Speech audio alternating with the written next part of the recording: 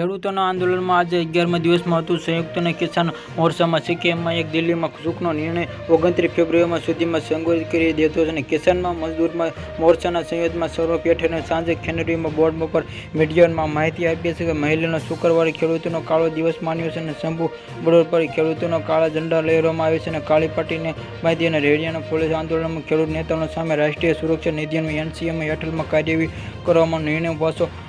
ખેંચી લીધો છે. અગાઉમાં ગુરુવારે આંબાલાલ પોલીસે કહ્યું કે વિરોધમાં દરમિયાન સરકારી નોકરી સંબંધિત નુકસાની ભરપાઈ આંદોલન ખેડૂત તેમના દ્વારા આ માટે તેમની મિલકત બેંક ખાતામાં જપ્ત કરવામાં આવી છે. અને પંજાબમાં સરકારે ખેનોડી બોર્ડ પર મૃત્યુ પામેલા ભંડારી ખેડૂત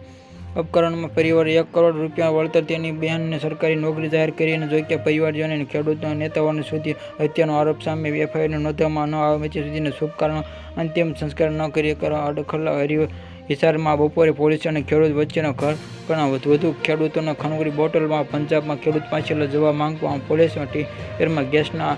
સેલ છોડ્યા હતા અને લાઠીચાર્જ કર્યો હતો અને ખેડૂતોને પથ્થરમારો માર્યો હતો અને અથડામણ ચાલી પોલીસ કર્મીઓ અને ખેડૂત